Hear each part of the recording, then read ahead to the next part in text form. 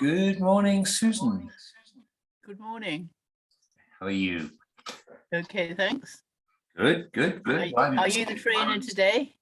I'm sitting here in wonderful sunshine. And let me just say hello to Brian, who's here in voice, if not in video. He was in video a moment ago. Okay. And Gordon is coming in. So whereabouts in the world are you? Chidham. Susan? I'm in Chidham. Chidham? Yes. You say that as one if one should know where Chidham is. Well, of course you should. It's near Bosham. Do you know about Bosham? I do know Bosham, down in Chichester way. Yes. Yes. Well, Bosham's on a peninsula, or part of a peninsula, Yeah. and Chidham is the next peninsula along. Okay. So you're surrounded by Navy. Not really. There No? is some, but Okay. I'm not surrounded. All right. Gordon, good morning to you. Morning, Graham. Nice to see you. Thank you. Yeah, good, good, good. It's getting warm in here, all that sunshine. It's the most wonderful weather here in Somerset. Golly, you're in Somerset. Yes. And, I mentioned, So where in Somerset? well, I mentioned the Navy because we're on the direct flight path of all the helicopters from the air station in Yeovilton. So we're about 3 miles due west of Yeovilton. And it's very nice to have the reassuring presence that the Navy still exists. It's very nice to know. And Brian will know that from being just down the road in Ilminster.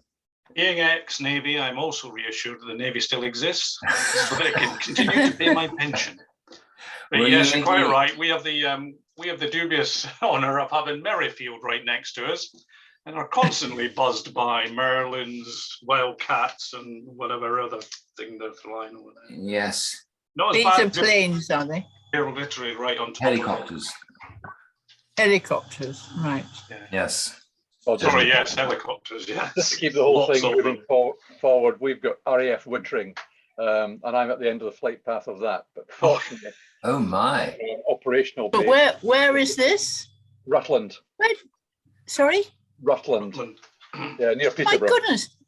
Is this training across England? Oh yes, absolutely. You're serious? Yes. Well, today I we thought have. it was just a... No, this is for anybody who wants training in Parish Online. And today we have 3 of you, and you are the grand total of our audience today. So we're all set to get going.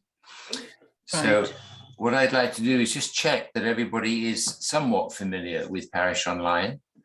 No. Yes, one from Gordon, one from Brian and Susan.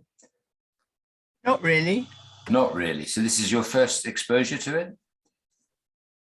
To this training, yes. Okay. The reason I asked the question is that this is going to be a fairly fast-moving presentation. And I'll just tell you at the start that A, it's being recorded, and B, all the slides and all the comments that you're going to see during this show will be sent to you straight afterwards in an email.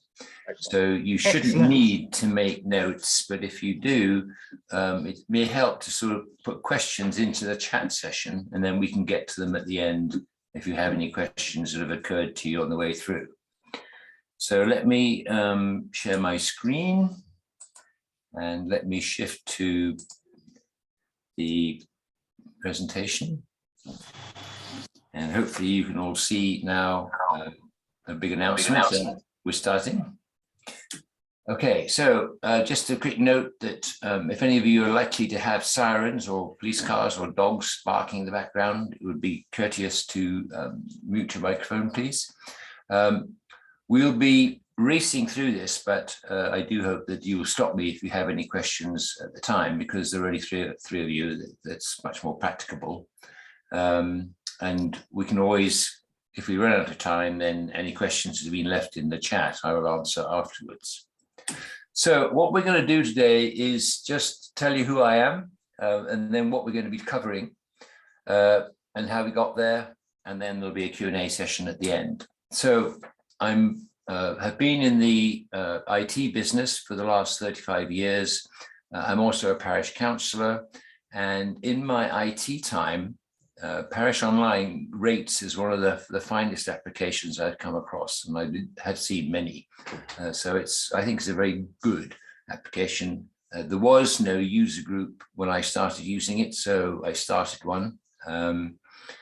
And the point was to sort of make life easier for people who are just getting started, and also to start battling with local authorities like district councils, county councils, unitaries, to get their layers of data exported to Parish Online so that we could all see them and share them. And we've had considerable success in Somerset, but I'm still trying to persuade people to let me come and fight the local teams wherever you are. So you're all very welcome to request assistance. And we do have a user group website, which is down the bottom, which we'll cover briefly at the end. So what we're going to do today is create a planning application and publish it as a public map.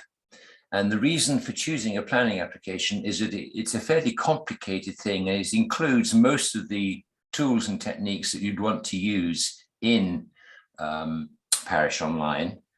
And then so it gives you a flavor, if you aren't already aware of it, of what can be done. So the first thing to show you is what this looks like from the outside. What does a public map look like? And I'm going to show you the one that we've created in Long Sutton for our planning applications.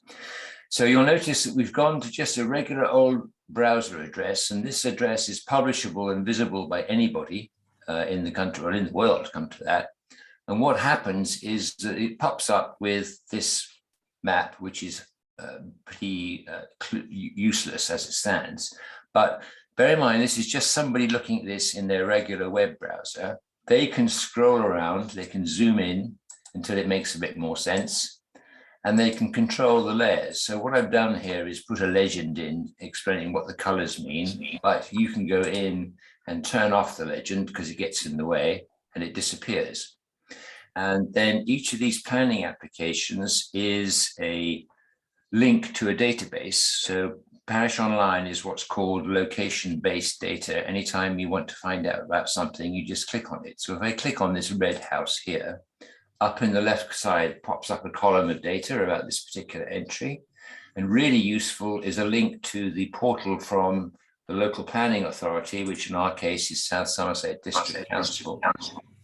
And it takes you straight to their portal for this particular house. And the beauty of this is you can go to the Documents tab and view all the associated documents with this particular planning application. So you can see everything that you'd want to see. Now, this is all coming from just the browsable page that people are seeing here in their web browsers. They can, if they like, turn various layers on or off. If you want to see what happened in 2019, I'm getting a lot of feedback from somebody. I wonder if it would help if people muted, because I'm getting someone's feedback. So you can turn off the 2021 layer and you say, let's show you what happened in 2019. And if you want to see none of them and you turn off the layers, then you have just a beautiful overhead photograph of your parish. And if you scroll down and scroll up, it will in due course fill in as the system catches up. Parish Online is a cloud-based system, so everything is coming from the internet. There you go. And the photographs take a bit more time because they're obviously very detailed. So the point of that was just to show you what you can see from a public map operation out of Parish Online. So if we go back to the presentation, that was the public map. Now I'm going to show you exactly the same thing from the inside, from how it looks in Parish Online. And one of the huge beauties from my point of view of a public map is that every time you make a change to what's inside Parish Online, it automatically updates the public map. So if another application comes out tomorrow and we put it onto the system, we don't need to do anything further. It just automatically gets uploaded to the public map, which is really sweet. So now we're going to look at this from the inside. This is what the opening page of Parish Online looks like. On the right-hand side, you've got the Ordnance Survey map of the UK, their master map. On the left-hand side, there's a list of all the layers that you can add in. And we don't have any layers turned on here. The system automatically starts up in your parish. So in our case, you're looking at Long Sutton. And underneath the parish layers are all the layers that we've created for ourselves, our own use. And I've moved the planning applications to the top of the list. And we'll show you how to do that easier, because if you're creating lots and lots of layers, it helps to have the ones you're using most frequently at the top. So moving on, I've now turned on exactly the same planning application as you saw before. And here they all are for our village. If we zoom in, you can see exactly the same as we were before. And again, if I click on the red, we can bring up the column of data exactly as it was. The same links are there to the portal, and on we go.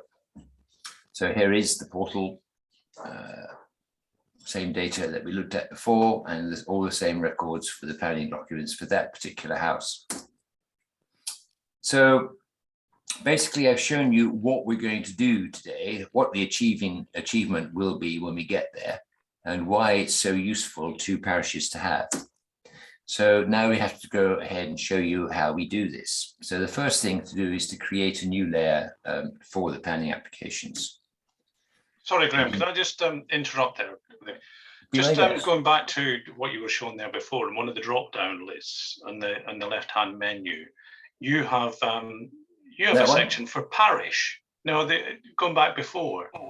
Whereas when I've actually got my parish online open on another screen, and we don't have that drop-down menu for parish. Is that something the town needs to create? If you don't have it all, it's because you haven't created any. Right. In theory, in Parish Online, they try to make the interface as simple as possible. So if you've never used a layer, it doesn't show up. Right. So it will be there, and we'll show you how to get your first layer installed during this session. So it's a good question. Thank you, Ryan. Let's go back to where we were. So we're going to create a new layer in which these columns of data will be added. So basically, these are all the things that you saw in the column on the left-hand side when we brought up the details of any one planning application. So that's just a record of what we're going to create now. So the first thing to do is to create a new layer. Now, there are two ways of getting to this. I actually wonder whether I've missed a slide. Yes, I have, sorry. If you're not Brian, then you can go up to the create menu up here and add a new layer. You may not be able, you can do that, Brian, okay. Sometimes if it hasn't ever been added, you can't do that, but that's okay. So we're going to click now on new layer and move on to the next page. And up comes this little pop-up. And in the middle, it says enter a title. Now, this title, you want to keep it fairly short and sweet and self-explanatory if you can, because this is what's going to go into this left-hand layer over here. So it doesn't want to be too long or you'll run out of space. On the other hand, it's usually not enough to say what this is doing. So you click on next, and up comes the chance of putting in a much fuller explanation. Now, the idea of this is, of course, is for resilience. If people move on to new jobs or they stop being the parish clerk or whatever, then you need something here that explains what on earth this is going to be to your successor or to anybody who's new to your Parish Online, or dare I say, you needed to revive your own memory later on if it's 6 months or so since you last saw this.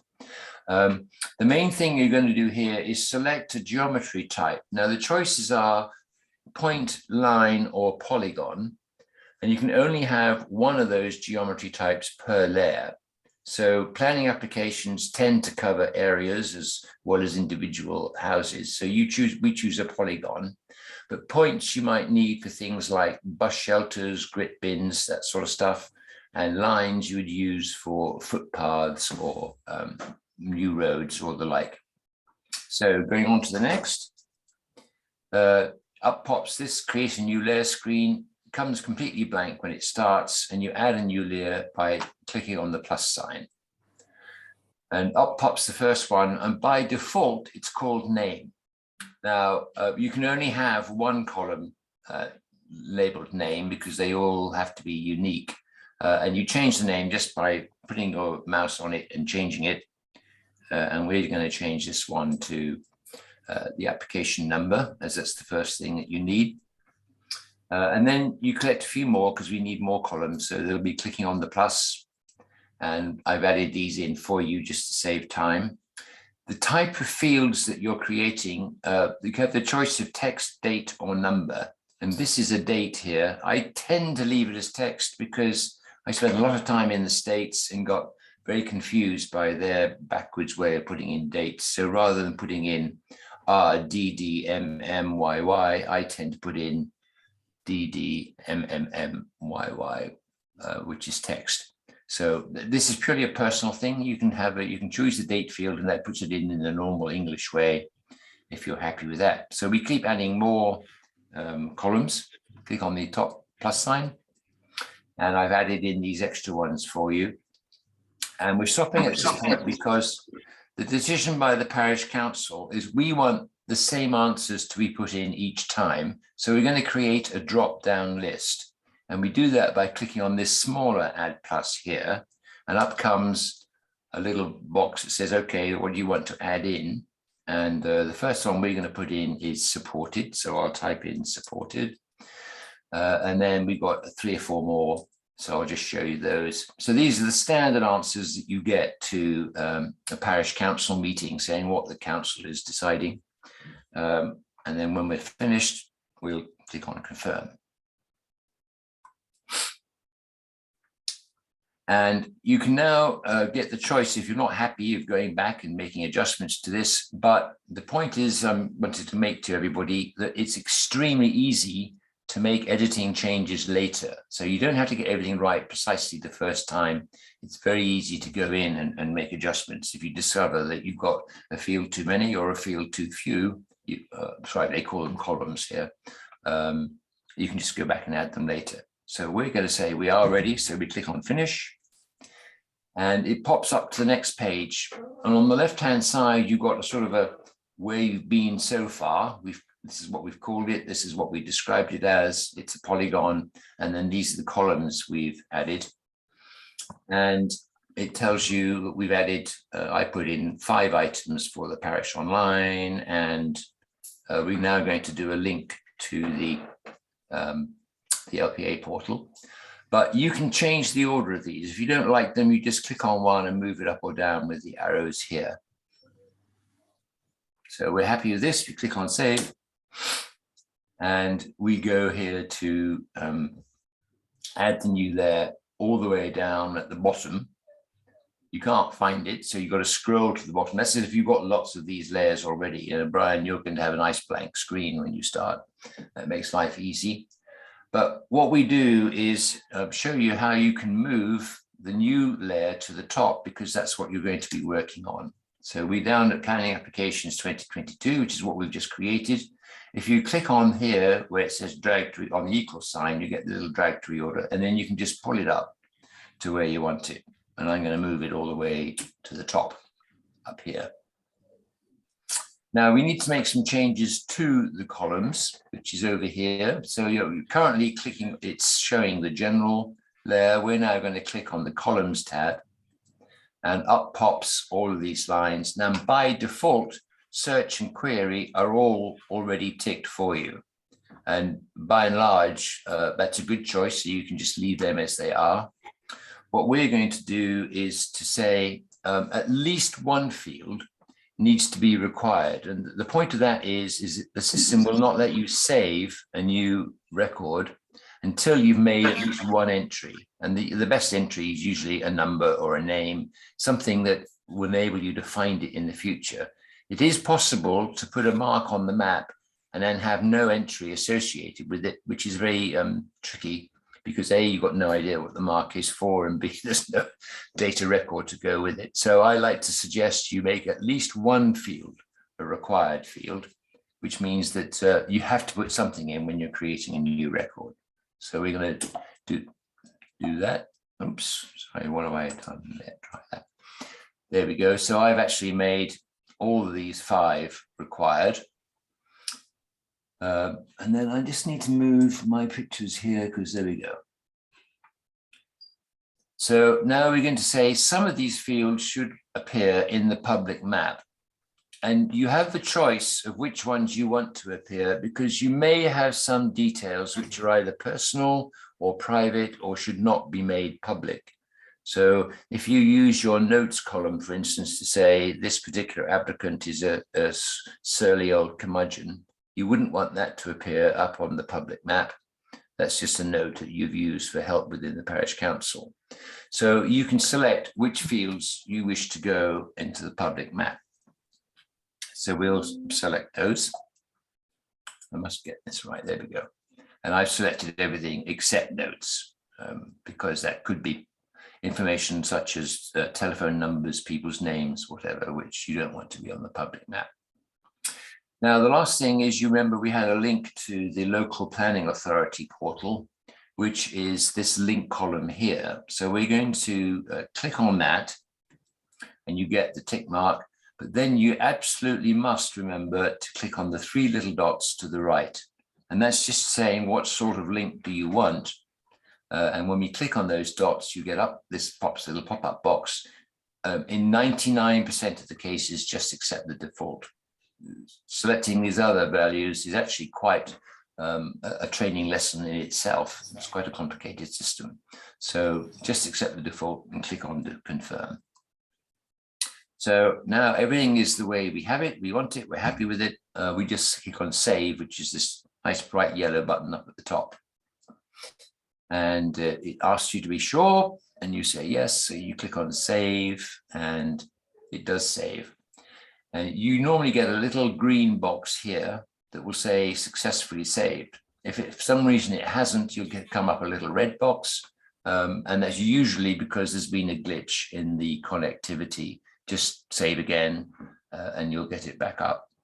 The little pop-up only stays in place for about 5 seconds. So you want to not go away and make your coffee whilst you're saving. Right, moving right on, I'm going to click on the globe icon to go back to maps, and that takes us back to where we want to be. In our case, I'm just sort of summarizing where we are. We've basically created a new layer, we've configured all the columns, and the next thing is to put a data record in so that we actually have something in the system. And then we'll show you how to style it to get colors and labels, and then we'll publish it by 3 methods: print, public map, and export from a table. Graham, sorry, can I just buy another question there? Just going back, you put in a link to the LPA website. Yep. Is that specific to that app's planning application, or is that just the generic? No, it's specific to that planning application. You know, you're in SSDC, so when you get an email from SSDC, it says, here is the planning application number. Yeah. Enter this into our portal. So you can go ahead and do that. You enter it into the portal and it pops up with the specific page for that application. Really, so that window that you showed there, that where all the selections, what's public, what's not public, you do that for every single entry that you put in. That's not a generic one for all the entry. Yes. So going back to the comment about talking to local authorities about exporting data to Parish Online, South Somerset keeps promising me that they're going to export all the planning applications so that we don't have to do any of this work. It's all done for us. But it's a bit like the sort of all the promises you get with software is that we're 90% of the way there, but that last 10% seems to take an unconsciously long time. So I keep being assured it is coming, but I'm not going to go into the politics. Right now. No. Well, actually, South Somerset, I find, are a particularly cooperative bunch of people. They do try to be, and that's they nice do. To hear. You've had that sort of new paradigm of what you're there for, which sort of went into place a couple of years ago, and I think it's made a colossal difference. It's been really good. Okay, moving right on, we're going to add some data now. So we're back here on the main page. We've clicked on the parish layers. We've dropped down, and you can right click anywhere in a layer you want to deal with. So we're dealing with Planning Applications 2022. I've right clicked there, and up pops this little mini menu. And I'm going to click on Add Feature because that's what we're doing. And up pops the column of the data that we're going to enter. Let me just move this out of the way. There we go. And you'll see that some of the boxes are outlined in red, and those are the required fields. So basically, we're not going to let you save this record until the required fields are all in place. It's up to you entirely which ones you choose. I just do recommend that you have at least one required field. So the beauty of that is you'll notice that the Save button is grayed out at the moment. It'll stay grayed out until everything that has to be completed has been completed. So you fill in the details as we're going to do, and you'll notice, although you can't see it on this slide, but the mouse cursor, when you move it over to the map, changes to a crosshairs. So let me do that. And we filled in the details. Here is the drop-down list for the parish council decisions. You just select one of these. Remember, we created those 5 choices. And then what else do? We move on to the LPA list here. You'll notice that although we've got all these fields now completed, we don't have anything ungrayed on the save because we hadn't actually marked anything on the map yet. So that's the next step. Moving on, I've now added a little box here saying this is where the change is going to be made. And the rules for doing that are very simple. When you move the mouse, it becomes a crosshair. You can't see it now, but you will on your own. Move it to the one corner of the area you're going to click on, just to draw, and click once. And then when you move the mouse from there, a blue line will follow the cursor. Get to the next corner or place where you're going to change direction. Click again, and you go on down, click again, go back to the top, double click to show you finished, and the square shows up. And one of those little tricks or suggestions, tips that is really, really helpful is don't waste time getting this very exact at this stage. It's far, far easier to edit it into shape later on. So particularly if this is a complicated shape, again, I would just recommend you put in a back of the envelope style thing to start with because it's so much simpler to smooth it out later. So where are we with this question? I just need to move there we go. Notice that the Save button has now become black because you've put in everything you need to put in. And so we'll click on that and go off to the next thing. When you click on it, it turns the basic area you've just done red. And in the left column, there will be ready to start the next feature because the system assumes you're going to enter several of these all at once. And therefore it says, go ahead. We don't have, in this case, another one to enter. We're just going to click on the little X at the top of the column to go back to normal. And you'll find that we're back to here. We have a little tick to show we're in planning applications and our red space is here. We now need to change that because we're not very happy with the shape that I was telling you about. So you click anywhere in the red and that pops up the planning applications. You click on those and you get up into your particular record for this particular planning application. And to edit it, you click on the pencil. So clicking on the pencil enables us to make changes to any of these fields if any of them are wrong. But in this case, we're going to move the borders that I've got here to be a little bit more precise. So we click on the pencil and you can see that I've now in the diagram changed this border to exactly touch the border between my house, this is my house, and the next door neighbor. So this is where we're showing you the beauty of this edit feature here now. If you touch any corner, it'll turn to a blue dot and you can just pull the blue dot to where you want it. But in terms of getting the shape of this polygon now, you can touch anywhere in the middle and get a blue dot and pull it to match the side of the house there. Very much simpler to do it this way. It's very much quicker. So when you've done that, we click on save, and then we're going to click on the column to get rid of this because we're going to move on to styling. So back on here, right click anywhere on the planning application where you want to make a change. And we're now going to select the style so that we can change the color of this and put some labels on it. So we click on style, and up pops our next screen. And by default, on the left-hand side, the style type is always single. Now, there are two choices here. You can have single, or if you drop down here, you get class-based. And we're going to want class-based. Which is going to change the color according to what we choose as the class column.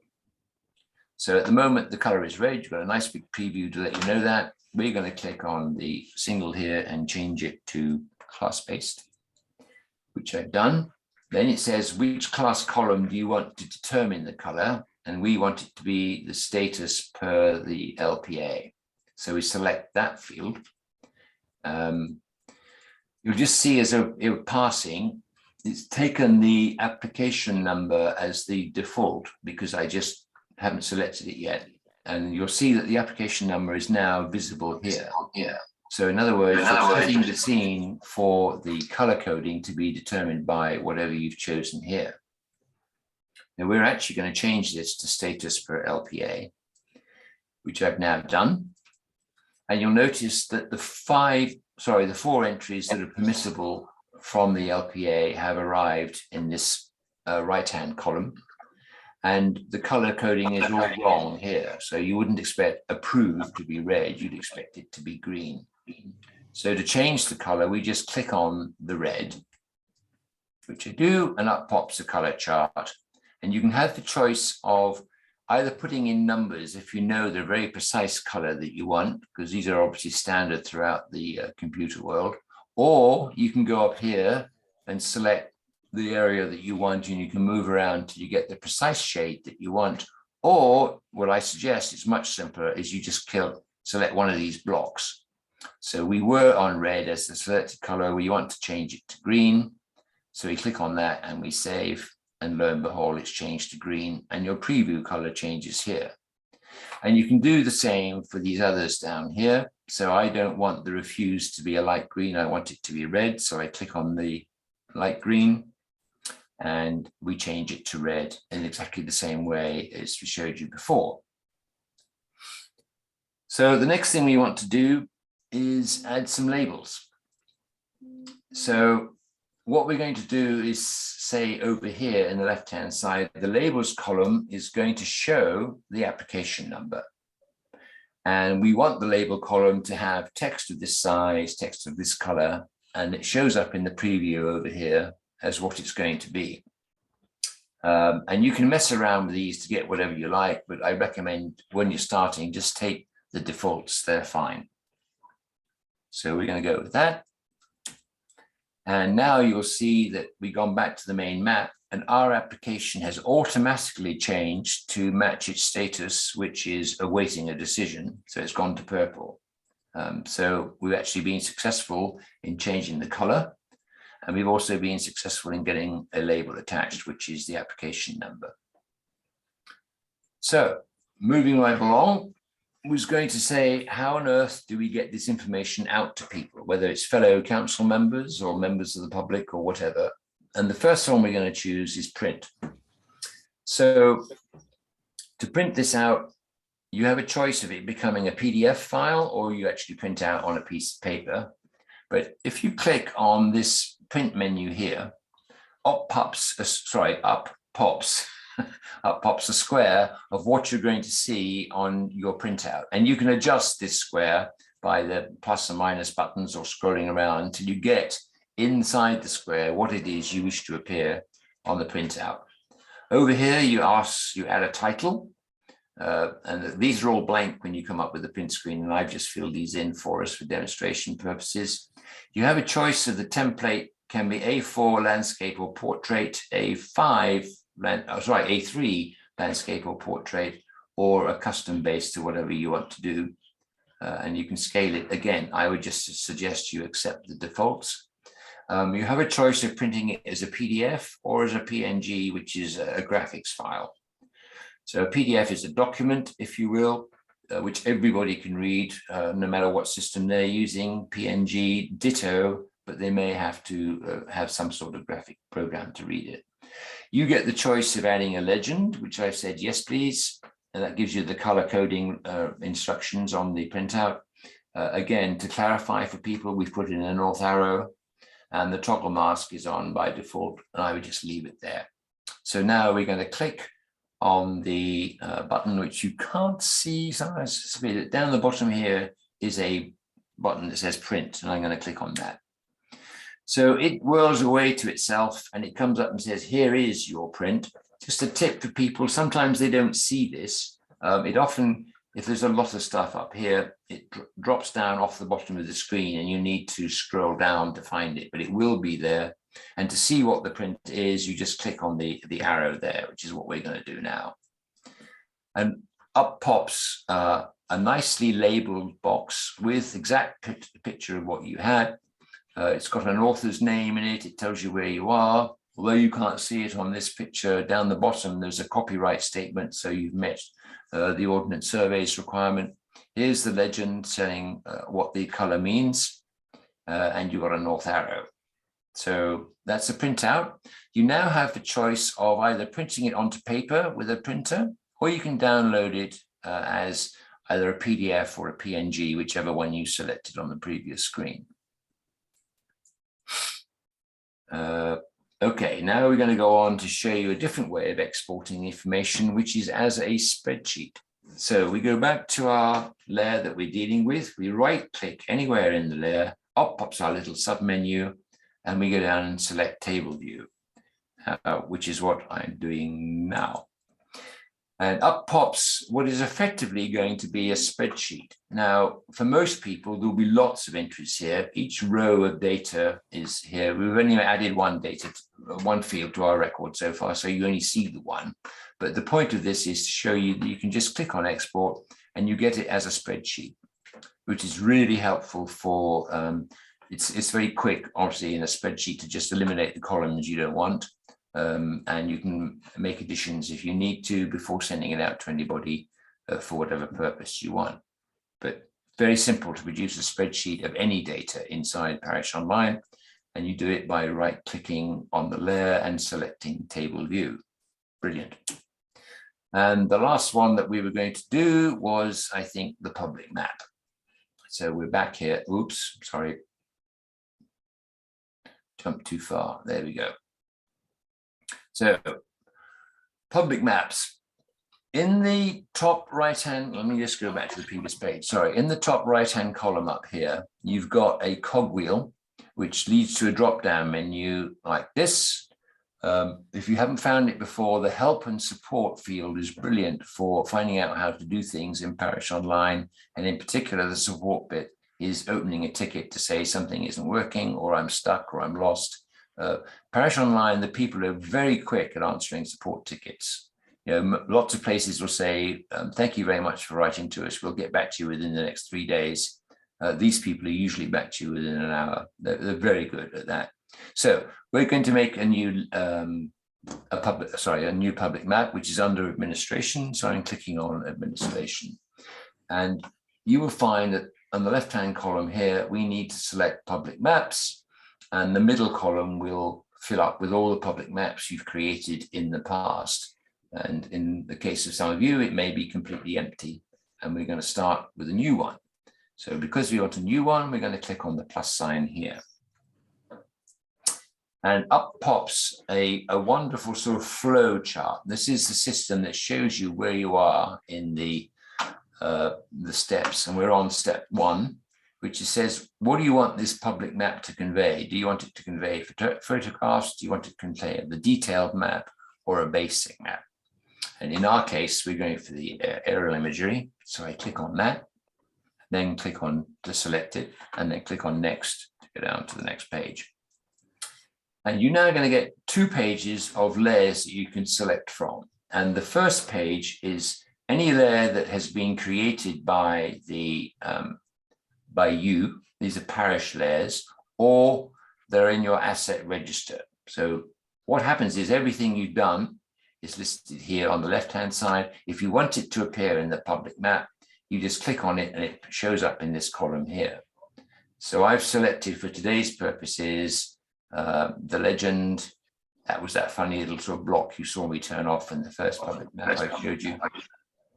Planning applications from last year and planning applications for this year, which is the level we've just created. So when we're all happy, click on next. And now it says, do you enter any other of the third-party layers? And there's hundreds of these. So it's really just a question of getting used to what's available. For the purposes of today's presentation, let's keep it simple. So we're saying none. So the system will let you move forward only when you've selected at least one layer from one of those 2 pages. It doesn't matter which one you select, but you need one. We've gone with 3 because that was on our first page. So I'm clicking on next. And now it says, you'll notice that we're moving along the flow diagram at the top. What do you want to be the start location? In other words, you want to choose a page that when people look at it in their browser, they'll at least have a chance of recognizing where they are. So if you scroll in too far and you've just shown an individual field, it could be a field anywhere in the world. That's not much help. So you choose an area that's big enough for people to get at least sort of an idea of where they're starting from. You can scroll left and right, up and down, and in and out till you get what you're ready.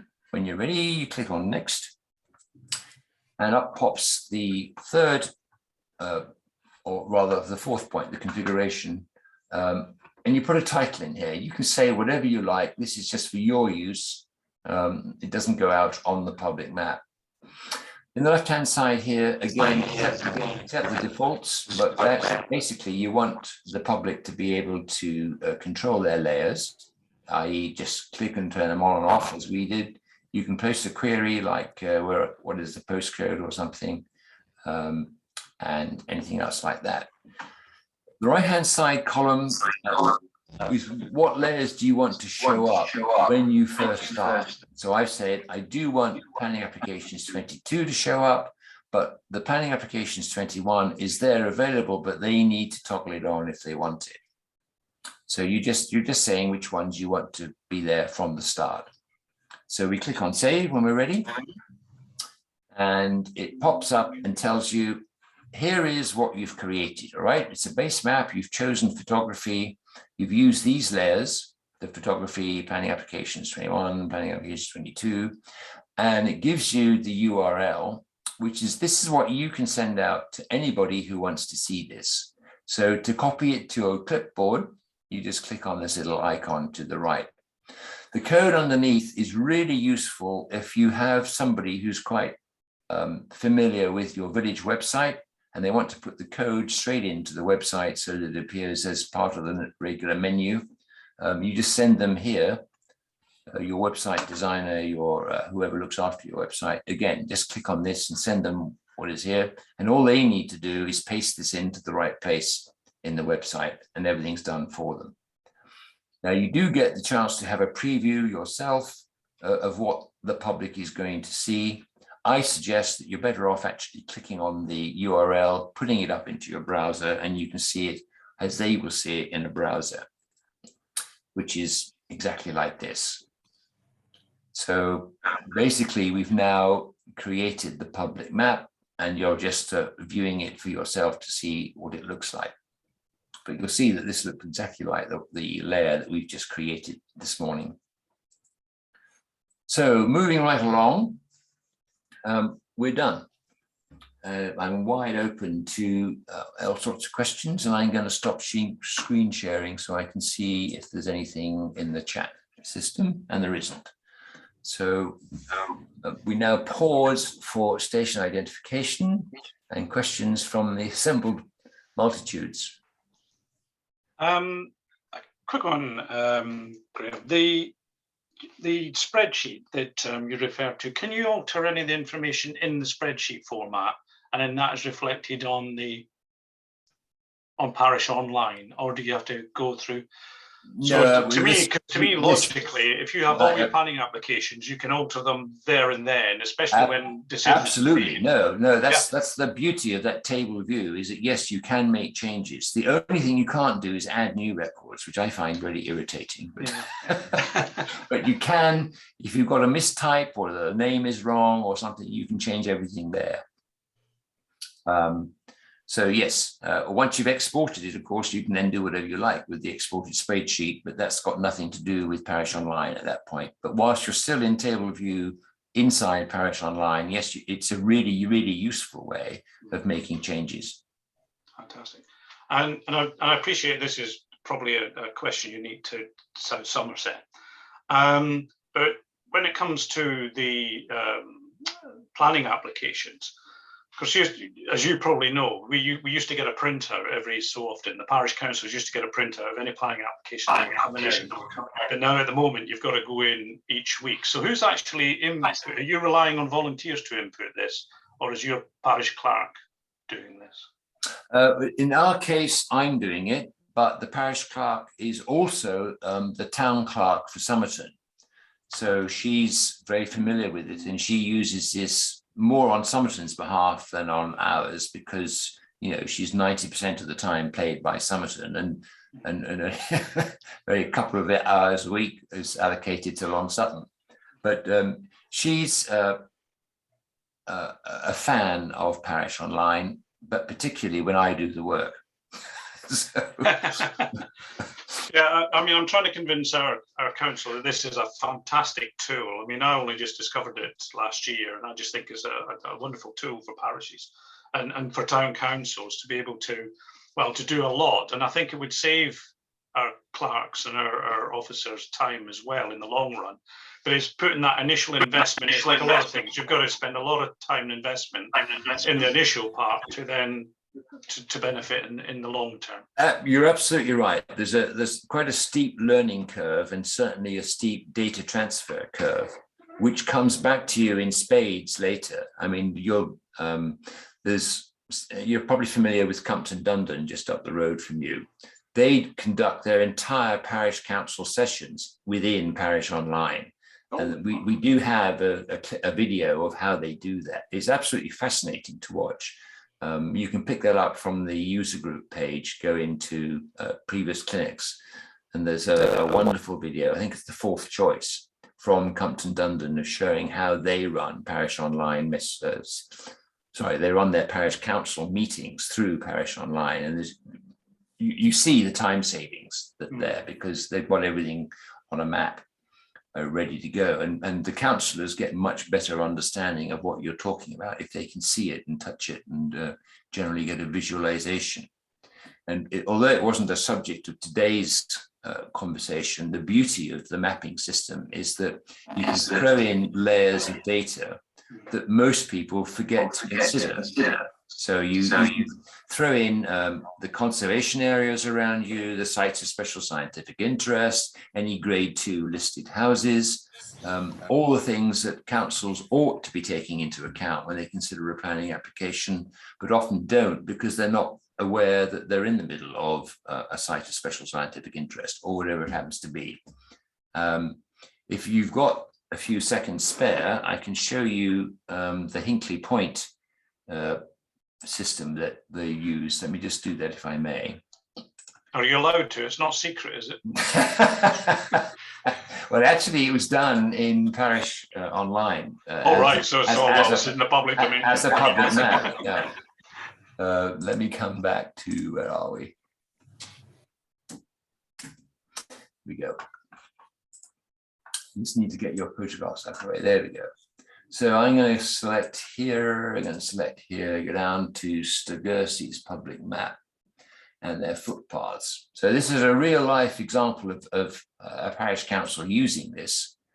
And there are about 30 councils in Somerset using Parish Online. So this is Stoddart Parish, and Hinkley Point sits right here. And Hinkley Point, of course, is creating all sorts of chaos. And in order to try and be a good neighbour, they said, look, we'd rather like to make a contribution towards the parish to help out. And what we'd like to do is to upgrade this path here.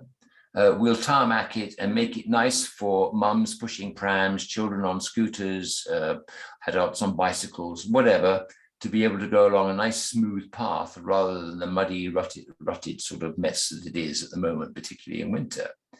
And so they sent this up to the parish council and said, what do you think of this idea? And people thought, this is brilliant. And then the parish clerk said, hang on a minute. He said, let me just show you something. So he said, did you know that we need to consider Ramsar? So he said, let's turn on the Ramsar layer. And suddenly you discover that this plain old simple footpath is slam bang in the middle of a Ramsar area. And therefore it starts getting complicated to get permission to make changes to it. And if we turn off the Ramsar and say, let's look at the scientific risk zones, bang, you're slam bang in the middle of that as well. And so it goes on all the way through. You're in the middle of a character area issue. It's a special protection area. So this part, just what seemed like a very simple gesture on the part of Hinkley Point turned into a nightmare. And the simple solution, of course, was to come down here and upgrade one of these paths that isn't in the middle of all this stuff. But the point I'm trying to make is that no one realized the implications of this generous offer until someone had used Parish Online to say, hang on a minute, we've got to do some thinking here. So let me just turn all these off again. There we go. That's a great idea, actually, Graham. I might have to have a word with the parish clerk, the town clerk, and Well, deputy clerk. I do it separate. I think it's just a case of that at the moment, because they're so busy catching up with various things, they just haven't got the time to go in and dive deep into Parish Online. Whereas I've got the luxury of some time now and again when I'm not doing other things to just explore it. And I think because of the familiarity that I've just got to like it and think it's a fantastic tool that we could really utilize. Well, I think it is a huge time saver in the long run. So particularly in the days of COVID-19, for instance, when we went through the lockdowns, there were people who couldn't leave their houses, but they needed to have medicines picked up. They needed to have groceries picked up. So we created a map that showed every single house in the parish, because there's a system in Parish Online to come up with all the addresses. And then we color coded them. People who need help were red dots, people who go volunteering help were green dots. And it became a piece of cake to say, well, look, the nearest green dot to you is this one. So you're going to look after Mrs. Smith. And the nearest green dot to Mrs. Fred is over there. And it was so simply allocating who's looking after whom became a very rapid process. And it worked a treat. And out of interest, the people who did that in our parish was the WI.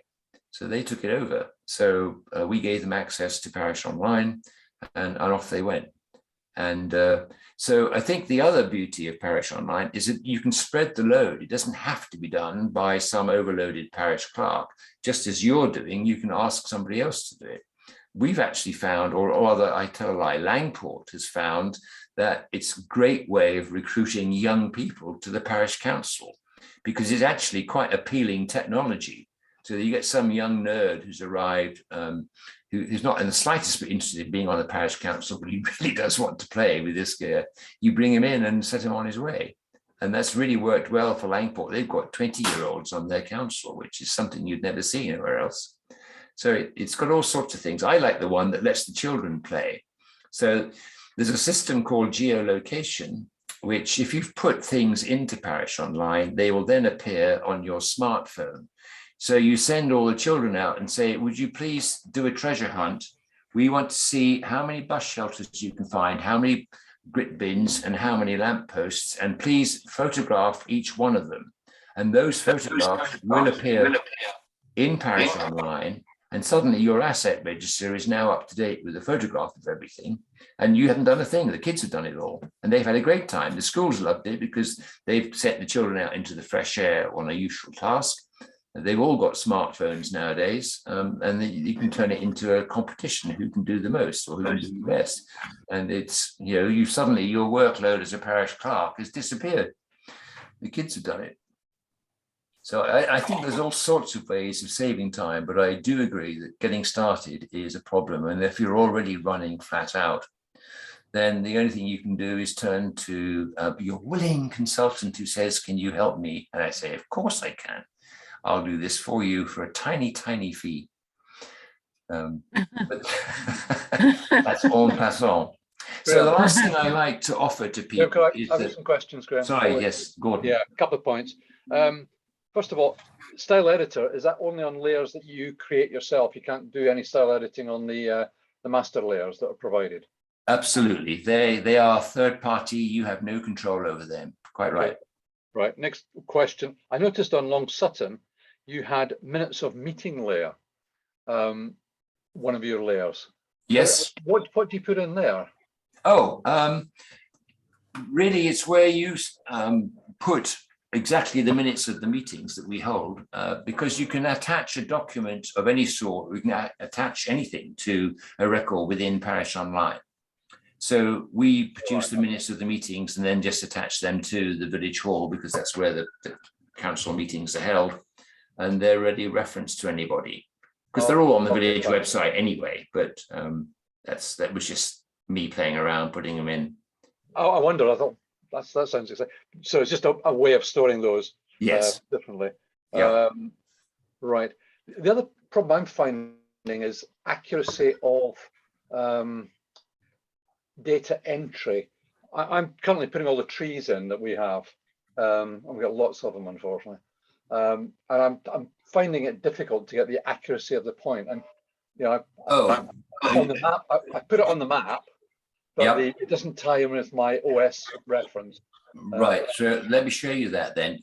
Are you happy to share your screen? You've got Parish Online available now? Yeah, I have. Okay. Well, let me just give you the rights to share the screen. Off you go. If you go into Parish Online, Gordon. Yeah. Let me just share screen and go there. There we are. Okay. Okay, so that's me just editing that one. So if you click on any one of your trees, if you right click on it. Yeah, I've got to this one here. Right. In fact, I was doing that a moment ago. I can move that. Yes. Which is great. I found that out this morning. But the problem is, of course, it doesn't show you in the left-hand side column the absolute position of that, and you don't find that out and go to the table view. Actually, you can if you scroll to the right far enough in the table view, but there is a better way around it, which I can do for you. Right. So if you go up to, did you say you have the reference already, say from Ordnance Survey?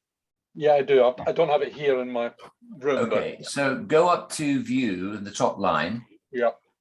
And, oh, sorry, you have to come out of feature Ezra, beg your pardon. Yeah. Continue. Yeah.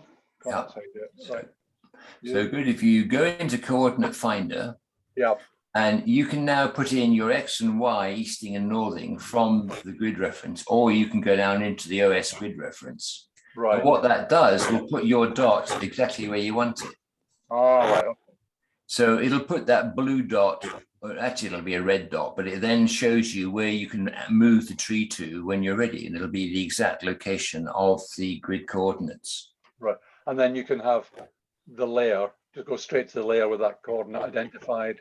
Exactly. Yes. Okay, that's good. And by this, there is another way too, just to make life simpler. And just sorry, for the purposes of demonstrating this to you, if you go to any of your trees and right-click on them. Yeah. Can you right-click? I'm just trying to do that now. It's not. Oh. Yeah, I'm right-clicking, but nothing's happening. Really? That's interesting. Go down to the field, the building at the bottom, the brown bit. That there. Yeah, right. If you right click on that. Nothing. Wow. What am I doing wrong? You're not doing wrong, but I'm just intrigued. That's fascinating. Okay, what it should do is come up with a little mini menu that again tells you what the coordinates of that point is. Right. The coordinates are. Why don't we have I'm going to do a quick search around. Can you go close your asset register Right. and go to turn on addresses. This is, That one, yeah. Turn on the address plus points. Zoom out a little bit. So we find a building with an address point on it. down here. There you go. So, right, if you now right click on any one of those red buttons or Right red click, dots, nothing's happening. if you move to the building, nothing's happening. Nothing. Right. Okay, I will open a ticket for you, Gordon, to find out why that is. Yeah. I have to say, I mean, I've just been following your instructions, and mine's comes up with a little menu: copy, Yeah. bookmarks, add features. Exactly. So there's something at issue with Gordon's system, which I don't understand. Let's just try one thing, Gordon. Can you Yes, go up sorry, I've to, got it. No, it must be on this machine because I've just got the other machine running, and I right click on it, and I've got copy, bookmarks, add feature. that's the one. Yeah. Okay. So what machine are you running on that's weird? It's an iMac M1. So no, Maybe the a Mini Mac mouse. M1. That shouldn't be a problem. You're looking at me with a Mac Mini M1. Yeah. It works just fine. Well, I wonder if it does work fine. That's an interesting question. No, I've got no Would right you click like on to it. stop sharing? Oh, I don't need to stop sharing. I'm just going to, Let me see I'll if go it's into it myself. sharing, see what happens. Gordon, can Yeah. are you still conversing, or can I ask you a question? Why are you marking these trees on the map? Are they TPO trees or any No, trees? they are the trees that are. We've got a lot of ash trees in our village, and we're having to assess the condition and agree when they should be reassessed. So it's an ideal system for that. I mean, as you can see, I'll just share that screen again very briefly. That's actually quite a good idea, because we've got a lot of ash trees in our woods, and we need to assess them all for their exactly. their physical state. Yeah. And these are in public areas, which makes it even more critical in many respects. Yeah. So another tip, Gordon, if you turn on the aerial data sets, so Yeah, and choose, say, the 12.5 centimeter, yeah, and then we'll just dwell a pause whilst we're waiting for that to line up. Yeah. Now, you should be able to actually tie your trees in with specific trees showing in the photograph. If you move up to the Ordnance Survey PSGA, the top green, the second green column, yeah, click down on that and right click on the tick mark. Okay, see that you can now filter. all right. All right, you get more trees or less trees depending on where you adjust it to. So okay. your positioning, you ought to be able to tie into a specific tree. Yeah, Which some of those are tying in very well. You've got, some of that's really accurate stuff. yeah, but it's interesting, that one there is on the other side of the wall.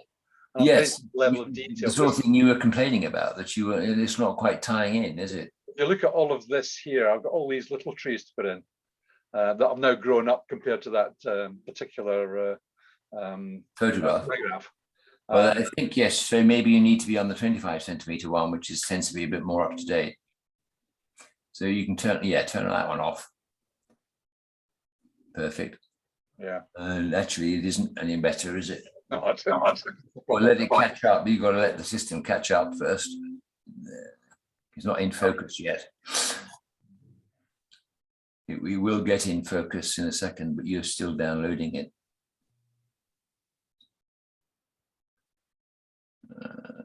They're beginning to get there. That's better. It's probably about as good as you're going to get. Yeah. Okay. But yes, certainly that one in the top right corner is quite a long way out, isn't it? As is this one here, the center should be there. So what you can do is move it now with the photograph there, which may help you. So if you go into your parish layers and select your trees, trees, and then you can, if you right click on one of those trees, problems. That's the right click's not working. Oh, no, sorry, just I beg your pardon, just left click on it. On left. Doesn't want to? Nope. How unfortunate. How miserable. I was hoping that we would be able to save you a lot of trouble. Oh, are you, which Mac are you on? Your troublesome Mac or your proper one? Most troublesome Mac. Oh, what happens if you do this on the other, or the less troubled Mac? Let me just. Oh, I've got a problem with it as well. The mouse isn't working on that one. It's not allowing me to drag the screen across for some reason. Let me just try it at this end, because I'm so interested. Would you like to unshare your screen and I'll come back and let people see mine?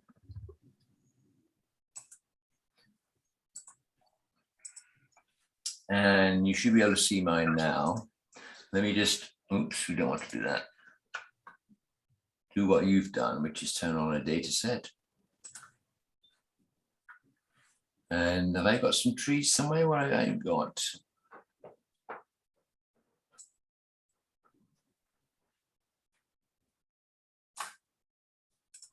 I've got some trees.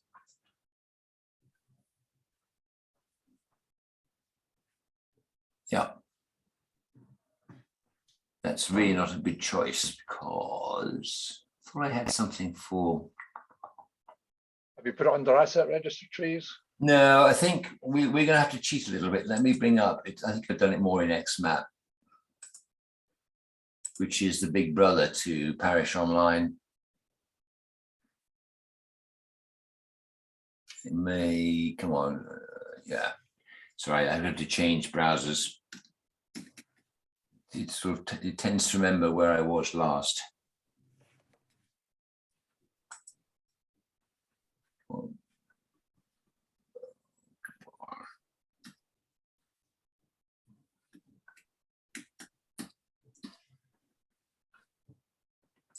That's not kind. Come on. So much for these. Poor little thing is too slow.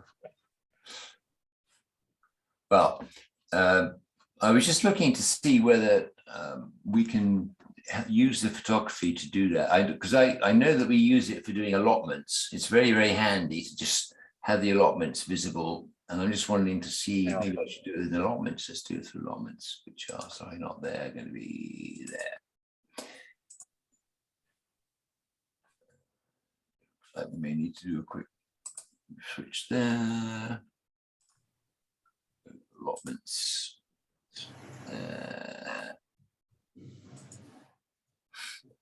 And then if we move just a bit to the right or left, whichever way you want to look at it.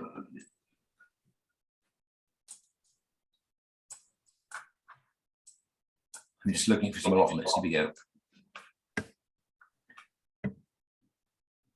So what we did with Hewish, which is the next door village to us, was to say, turn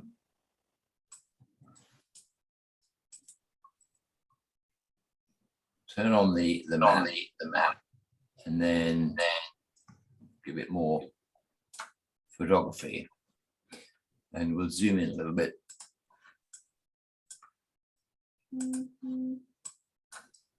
And zoom in a bit more. And wait for the system to catch up. But what we found here was that it became a piece of cake when you could actually see each of the individual plots to just draw a line around each one, and therefore it became easy to get the plots onto Parish Online. And I'm a bit surprised that we couldn't do that with your system. So if we go into the plots here. Yeah. I've actually done that on the plots. You have? Okay. I did that, yeah, I did that with the allotments as well. I got it, yeah. So then if I add a feature, yeah, should be able to just, as you go in and draw it on the map, like that. And that's what I'd hope we could do with your trees. And since I'm doing this on an M1 chip, it's clearly possible. So it looks like it may be your iMac is a really cause for concern. Yeah, I'll reboot them all. That's the best answer. Which browser are you using on the iMac? Are you in Safari? Yeah. may I suggest you try Opera, Right. because I found that to be very much more familiar, happy with what Parish Online is doing. Ah, right. Okay. That So, could be one of the issues. yeah, we can continue. I don't want to say that, and we can change that. So let me come back to formally ask if anybody has any more questions that they want to go on with. I'm happy to play if you've got the time. It doesn't have to be related to today's session. It can be any questions you've got. Let me mention in passing that there is on that user group. In fact, let me show you that because it will be better. If we go to the user group page, which is there, the banter sessions I recommend to you. So if we go in here on Friday afternoons at 3 o'clock, there's a group of the usual suspects gets together and we just chat amongst ourselves until someone pops in with a question. And anyone can join, anyone can ask any level of question because the degree of knowledge amongst the usual suspects is pretty profound. So there are most questions that people ask can get answered straight away. And because we're doing this at 3 o'clock on a Friday afternoon, we have developed the technique that if there's a really, really awkward question, we can open a ticket up for Parish Online and it can really ruin their weekend. So they're going to have to answer it because we've asked them a really awkward question at 4 o'clock on a Friday afternoon. So I do invite you all to come to banter sessions on Fridays because it's a great way of getting things done. There's a whole bunch of people who are very willing to help. It's very ad hoc, very light, very casual and fun. The other thing that's sometimes worth looking at for people, actually, I don't think you guys fall into this, but I mentioned to Brian the previous clinics. Here's the one from Greg Jones about using Parish Online to run parish council meetings. So you can click on that and just go through what they do and pick up hints and tips if that's helpful. The other thing that we've got for people is really for early users to the system, and you're brand new into Parish Online, you've no idea where to go. You can click on any one of these items up here in the standard menu and it tells you how to do it. So you click on print and it pops up and tells you all about print. The title here is a link to the official Parish Online page on printing, which is very good, but it's often assumes you have some prior knowledge of how to use Parish Online. So what we've done is said, this is for the novice, the newcomer. You go through step by step what on earth the printing is all about. And again, it's here as a complementary assistance to the official Parish Online pages. So that was the help system. And these are just things we're trying to help people out with. These are particularly good. The Somerset layers, these are video clips that are only about 60 seconds long. There's not much more, but they're really good at showing you how to do the basic principles. I mean, those of you who are not in Somerset are not going to have access to this particular data, but the video in itself is useful because it shows you the techniques to be using to look up these things. And some of the principles are global. So the fact that we're looking at Somerset is neither here nor there. And I do recommend people who need a quick 60-second reminder of how to do something. These are brilliant at doing that. Graham, just on that then, if I can get the GIS data from our county council for things like footpaths, highways, lighting, gritting routes, etc., can I load that into Parish Online? It's much better. They should make it available. I'm sorry, let me back off a page. The company behind Parish Online is called Geosphere, and right. They spend a lot of their time taking data from county councils, district councils, and putting it into Parish Online, and they do it for free. So you get your county council to talk to Geosphere. All the county council has to do is to make its system available for a couple of minutes. That's all that Geosphere needs. They go in, they grab the data, they're done.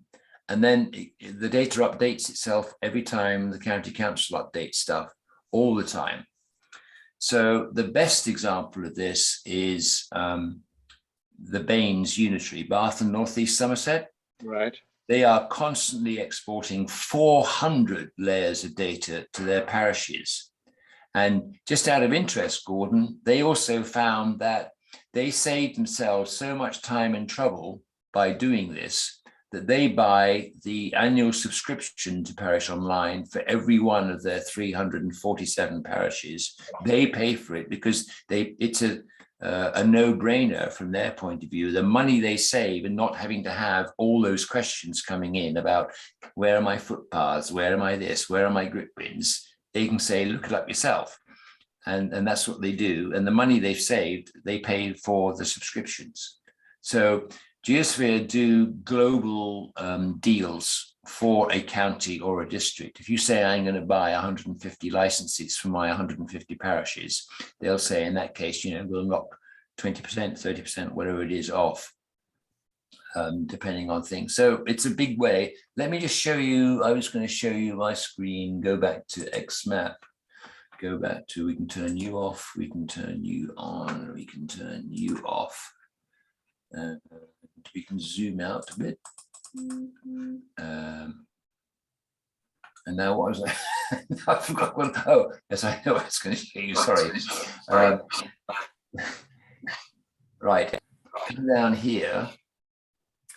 Somerset County Council has been also very responsive to our calls for help, and they published these layers through XMAP, i.e. through Geosphere. And the first one you asked about was public rights of way, which are the footpaths. Turn them on and bang, you get them all with the local identity for each footpath. So you can see if you have an issue with the footpath, you can call up Somerset and say it's path so-and-so. And in fact, using Parish Online, you can send them a coordinate, a picture of the problem. So we get the primary school catchment areas, the highway lights, fault bins, gritty routes, and gullies. Was something that was really helpful. Apparently, there are some villages that have major issues with gullies, and this was a big help. We also get, again, being in Somerset, we get South Somerset District Council. They're sharing. And this list is gradually increasing all the time. I'm keeping waiting, as I said, for planning applications to arrive here, but that will come. And this planning, I think, is something. This is. I don't think it will come this side of Unitary, I'm afraid, Graham. Oh, Brian, that's really, really bad news. You're a cynic. What we're trying to persuade the Unitary team, we're talking to Alan Jones and so forth, is to say, of course, you should be using XMAP as your GIS for the Unitary. And then every parish that's got this will be able to help. I'm sorry, Susan, yes, you have a question. Yes, I was just wondering, talking about planning applications, when you get planning applications on A3, is it easy on this system to get it to a size that people can read? Because we don't have this system, and we have planning applications coming in on A3. And when we get them as a parish councillor to look at, they are minute, very difficult to see, because they've been reduced down to fit the page for the computer. So if you're a user of Parish Online, would it not be simpler to talk to your council and say, please export it through XMAP? And then it would Well, be. it would were. I'm not sure we are, though, are we? Well, this is, That's it. if I say the reason that we started, one of the reasons we started the user group in the first place was to start applying pressure to these councils to do just that.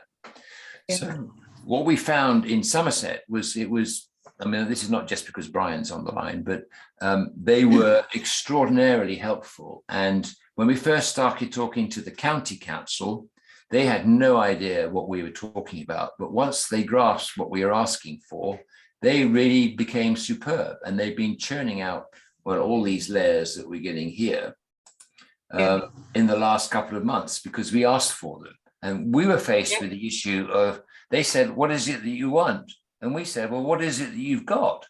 And there really was an educational gap between the information that they gather all the time and their realization of what it is that's useful to parishes. And there is a a need to educate people and to say, actually, it really is helpful for the parishes to have the footpath data, to have the planning application data, to know what's coming down the road in terms of new roads, repairs. Potholes is a major issue. And they are all moving towards exporting their data so that, amongst others, Parish Online can pick it up and just save you the trouble of doing it. So your A3 planning applications that you can't read, it will be very simple for you to set up a portal to their portal where you can get it in any size you like. Right. Okay. And Thank you. if I can help you with that, please let me know. Yes, thank you very much. Bring the experience that we've had with Somerset there, because they have turned it. There's a piece of blackmail which you can hold in the back of your mind, Susan. Yes. The district councils and the county councils tend to forget that there's a piece of legislation on the books that says you are obliged to make this information available to the public. And they tend to forget that. They get so buried in what they're doing. And in some of them, it's a great shock. Good Lord, really? The idea of sharing with other people is an effort for many of them. But as I said, the light is beginning to shine and people are looking. So there are some counties, West Sussex is a good example, the Unitary in Bath is another good example, where they've grasped this and they're now putting out all of their data straight into Parish Online, and it's really, really helpful. Right, thank you very much. Graham, I've got a question. I've been playing around with this as we've been talking, and now I've got a situation where I can see Ilminster, but I can't see anything else. Everything else is whited out. Right, so if you How do I get it back? share your screen, Brian, I think it's a zoning issue. It'll be down the bottom line of your screen, but let's, if you like to share your screen. 2 seconds.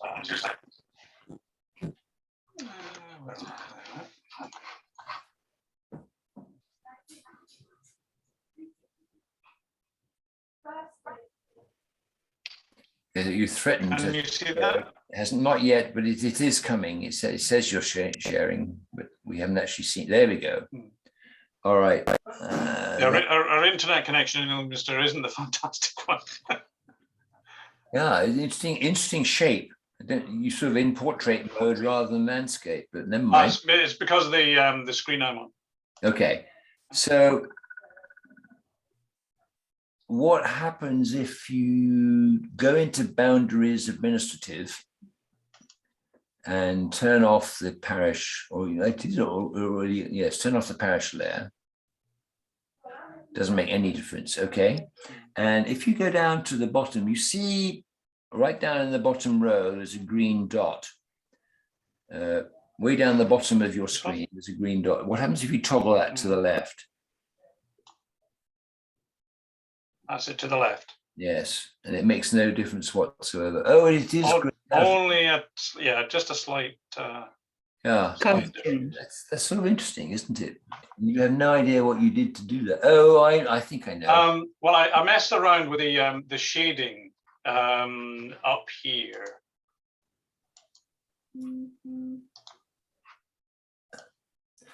More, yes, all right. Which one are you? And then when I went back to hopefully go normal, it didn't go back to what it was before. Oh, well, that's correct. I think before it was at 70%, but you could still see the rest of outside Ilminster fairly well, but it doesn't seem to have returned to that. If you reduce it back to 70, it doesn't show up. No. Okay, so the simple solution to this, Brian, usually is to refresh the system. So if you go up to that little circular arrow on the second row down from the top, way up the top. This one? No, up. Keep going. Oh, sorry, yeah, sorry, you. Refresh. And hopefully it'll sort of go back to where its defaults are. And yeah, this is an interesting example of not having very fast Oh, broadband. right, yes, it has. It has Okay. actually gone back. So if we zoom in a bit more. Yes, Yes. that's much better. Yeah. You can Occasionally see the system sort of gets trapped, and this is the simplest way out. Is right, yeah. What we used to call a Ferranti reset. Oh yes, that really is Navy. I used to say when IBM got into the PC business, I was absolutely convinced that there wasn't anybody anywhere who had managed to produce a slower, more useless, but more expensive computer than IBM. They absolutely, but I said exactly the same about Ferranti in the Navy. I couldn't believe that they charged so much money for such incompetent pieces of kit. It's awful. And Marconi went a lot better, I didn't think. But well, never mind. that's you're talking about the systems I used to work with. So Well, I mean, I know. I Well, know exactly where you're coming from. but I remember walking into the operations room of ships and seeing that most of the work was being done by a Hewlett-Packard calculator that was glued to the side of the radar screen, because that was the only way of getting things done. And, I'm sure you saw that all the time. But well, mine was just China graph pencils and glass walls. Yeah, but I did think they were very useful. What I really loved was the technique of teaching sailors to write backwards on the backs of those screens. Yes, on screens, yeah. Guys. But anyway, I'm sorry, Susan, we're sort of back into old tales. Digressing. Yes. I'm very happy to continue, but I'm also open to questions if people have any. I'm happy with that. Thank you, Graham. I've got to go now. That was very interesting and threw a bit more light on it. And I'm actually going to the Parish Online user group. I'll forward to our town clerk and see if he's got some minutes. Yes. Who actually lives in Devon, so that's. Oh, really? She commutes every day? Yeah, he moved. He moved to North Devon just after we employed him, actually. So it's whether he just wanted to get further away. So he works quite remotely, but our deputy clerk works in the office. So right, she'll talk to her about it. Thank you, Graham. That was really interesting. I'm going to go now explore it. See if I can break it. Copy the video and the slides, and hopefully you can go through it in slow time if you need to. Yes. Team's running. Thank you all very much for joining me, and we'll see you another time, I hope. Yes, thank you very much indeed. Take care, everyone. Bye-bye.